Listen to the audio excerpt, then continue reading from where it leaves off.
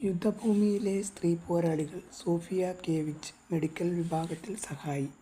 പുരുഷന്മാരുടെ കാര്യം 4 കൊല്ലം മുഴുവൻ സ്ത്രീകളെ കൂടാതെ കഴിച്ചുകൂട്ടുക വളരെ പ്രയാസമുള്ള സംഗതിയായിരുന്നു. കമാൻഡർമാർക്ക് എന്തെങ്കിലും വഴി കണ്ടെത്താം. എന്നാൽ സാധാരണ സൈനികന് അതിന് മാർഗവുമില്ലായിരുന്നു. കർശനമായ ആത്മനിയന്ത്രണം.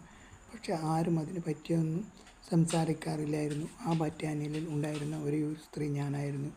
ഞാൻ പുരുഷന്മാരോടൊപ്പം പൊതുവായുള്ള ഒരു ടെന്റിലാണ് താമസിച്ചിരുന്നത്.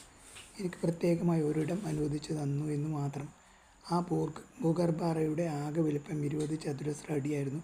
അപ്പോൾ പിന്നെ എനിക്ക് അനുവദിക്കപ്പെട്ട ആ ഇടത്തിൻ്റെ കാര്യം എടുത്തു പറയേണ്ടതില്ലല്ലോ. ഉറക്കത്തിലിടയ്ക്ക് ഞാൻ ഉണരാറുണ്ട്.